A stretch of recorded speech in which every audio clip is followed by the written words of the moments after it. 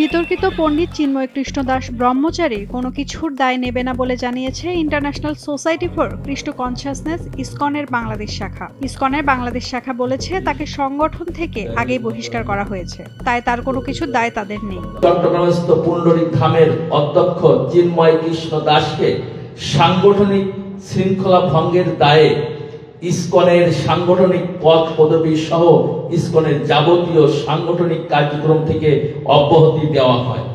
চট্টগ্রাম পৌর ভবনের সামনে সংঘটিত অনাকাঙ্ক্ষিত ঘটনাকে কেন্দ্র করে ইসকন বাংলাদেশকে অন্যায়ভাবে দায়ী করার অপচেষ্টা চলছে।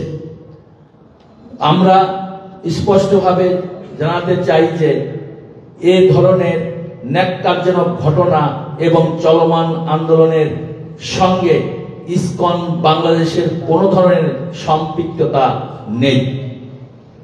এই মিথ্যাচার এখন এমন পর্যায়ে পৌঁছেছে যে সড়ক দুর্ঘটনার মতো বিষয়গুলোকেও ইসকনের চক্রান্ত বলে চালিয়ে দেওয়া হচ্ছে।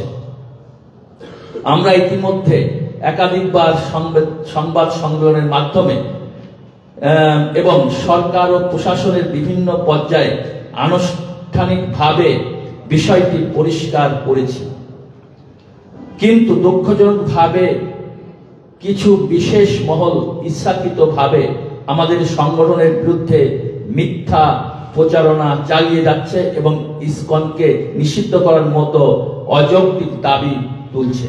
তবে বাংলাদেশ শাখা এর দায় এড়িয়ে গেলেও ইসকনের প্রধান শাখা সংগঠন থেকে বহিষ্কৃত এই পণ্ডিতের পাশে দাঁড়ানোর ঘোষণা দিয়েছে। ভারতীয় সংবাদ মাধ্যম উইন জানিয়েছে, বৃহস্পতিবার চিন্ময়কে নিয়ে মাইক্রো ব্লগিং সাইট এক্সে একটি পোস্ট করেছে ইসকন। এতে তারা বলেছে, ইসকন আইএনসি শ্রী চিন্ময় কৃষ্ণ দাসের পক্ষে আছে। সব ভক্তের নিরাপত্তার জন্য আমরা ভগবান কৃষ্ণের কাছে প্রার্থনা করি। এর আগে ইসকনের বাংলাদেশ শাখা বলেছিল, যেহেতু তাকে বহিষ্কার করা হয়েছে তাই তাদের পক্ষে হয়ে চিন্ময় দাসের কিছু বলার নেই। বাংলাদেশ সনাতন জাগরণ মঞ্চের উদ্যোগে লালদিঘির মাঠে আয়োজিত এক মহাসমাবেশ শেষে নিউ মার্কেট মোড়ে 0 পয়েন্টের স্তম্ভ ও আশেপাশের এলাকায় জাতীয় পতাকার ওপর ধর্মীয় গোষ্ঠী ইসকনের গেরুয়া রঙের ধর্মীয় পতাকা উত্তোলনের অভিযোগে চিন্ময় দাস সহ 19 জনের বিরুদ্ধে চট্টগ্রামে রাষ্ট্রদ্রোহের মামলা করেন মোহাম্মদ ফিরোজ খান নামে এক ব্যক্তি। এরপরে গত 25 নভেম্বর রাজধানী শাহজালাল আন্তর্জাতিক বিমানবন্দর থেকে চিন্ময় কৃষ্ণ দাস ব্রহ্মচারীকে গ্রেফতার করে পুলিশ। পরদিন মঙ্গলবার তাকে চট্টগ্রাম আদালতে তোলার পর কারাদণ্ডাদেশ এলে ভয়াবহ সংঘর্ষের ঘটনা ঘটে আদালত চত্বরে।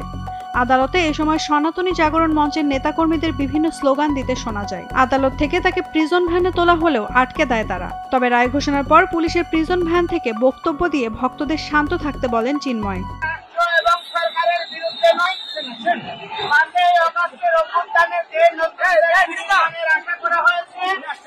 আমরা সনাতনীরা তার অংশীদার, সুতরাং রাষ্ট্র স্থিতিশীল হয় এবং শান্তিপূর্ণ সহাবস্থান নষ্ট হয়। আমরা এরকম কিছু করবো না।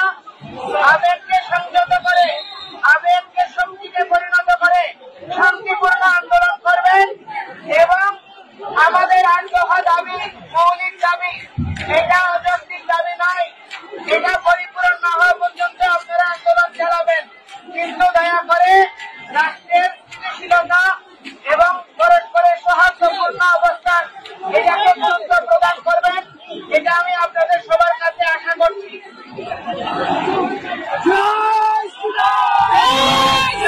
এদিকে সংঘর্ষ চলাকালে একদল সন্ত্রাসীর হামলায় প্রাণ হারান সাইফুল ইসলাম আলিফ নামে একজন আইনজীবী। সম্প্রতি গঠিত বাংলাদেশ সনাতনী জাগরণ জোটের মুখপাত্র হিসেবে দায়িত্ব পালন করছেন চট্টগ্রামের হাটহাজারীর পুণ্ডরিক ধামের অধ্যক্ষ চিন্ময় কৃষ্ণ ব্রহ্মচারী। চিন্ময় কৃষ্ণ দাসের আসল নাম ছিল চন্দন কুমার ধর। বাংলাদেশি ইসকনের সংগঠকদের মধ্যে অন্যতম ছিলেন তিনি। ভক্তরা তাকে ডাকেন চিন্ময় প্রভু নামে, কিন্তু সংগঠনের শৃঙ্খলা বিরোধী কার্যকলাপের কারণে তিনি সহ আরও কয়েকজনকে গত জুলাই মাসে ইসকন থেকে বহিষ্কার করা হয়। নাওমিন নাসরিন, ডেইলি সান।